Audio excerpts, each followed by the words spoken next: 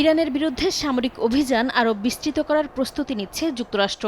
মার্কিন সংবাদ মাধ্যম এক্সিওসের প্রতিবেদনে এমন তথ্য উঠে এসেছে। প্রতিবেদনে বলা হয়েছে, সম্ভাব্য নতুন হামলার আগে ইসরায়েলে আরও কয়েক ডজন আকাশের জ্বালানি সরবরাহকারী বা এরিয়াল রিফুয়েলিং ট্যাঙ্কার পাঠানোর সিদ্ধান্ত নিয়েছে ট্রাম্প প্রশাসন। যুক্তরাষ্ট্র ও ইসরায়েলের কর্মকর্তাদের বরাত দিয়ে প্রতিবেদনে আরও বলা হয়, প্রেসিডেন্ট ডোনাল্ড ট্রাম্প এরই মধ্যে একাধিক সামরিক পরিকল্পনা পর্যালোচনা করেছেন এবং কয়েকদিনের মধ্যেই হামলা আরও জোরদারের নির্দেশ দিতে পারেন তিনি।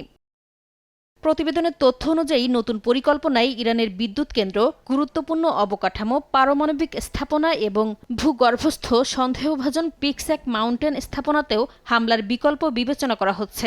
গোয়েন্দাদের সন্দেহ, ভূগর্ভস্থ পর্বতে গোপন একটি ইউরেনিয়াম সমৃদ্ধকরণ কেন্দ্র গড়ে তুলেছে তেহরান। দাবি করা হচ্ছে, এসব হামলার লক্ষ্য ইরানের সক্ষমতা আরও দুর্বল করা এবং তেহরানকে আবারও আলোচনায় ফিরতে চাপ দেয়া। দ্য টাইমস অব ইসরায়েলের প্রতিবেদনে বলা হয়েছে, বর্তমানে ইসরায়েলের বেন গুরিয়ন বিমানবন্দরে ৩০টির বেশি আকাশে জ্বালানি সরবরাহকারী মার্কিন বিমান অবস্থান করছে।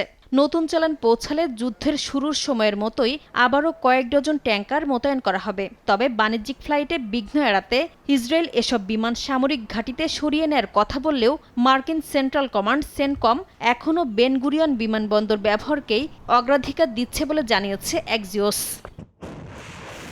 এদিকে টানা মার্কিন হামলার মুখে ইরানের ভেতরেও যুদ্ধ ও কূটনীতি নিয়ে বিতর্ক তীব্র হচ্ছে। দেশটির কয়েকজন মধ্যপন্থী রাজনীতিক এবং বিশ্লেষক বলছেন, সংঘাত দীর্ঘায়িত হলে মানবিক ও অর্থনৈতিক ক্ষতি আরও বাড়বে।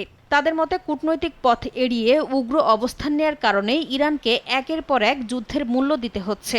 একই সঙ্গে জাতীয় স্বার্থ রক্ষায় দ্রুত কূটনৈতিক উদ্যোগ জোরদারেরও আহ্বান জানিয়েছেন তারা।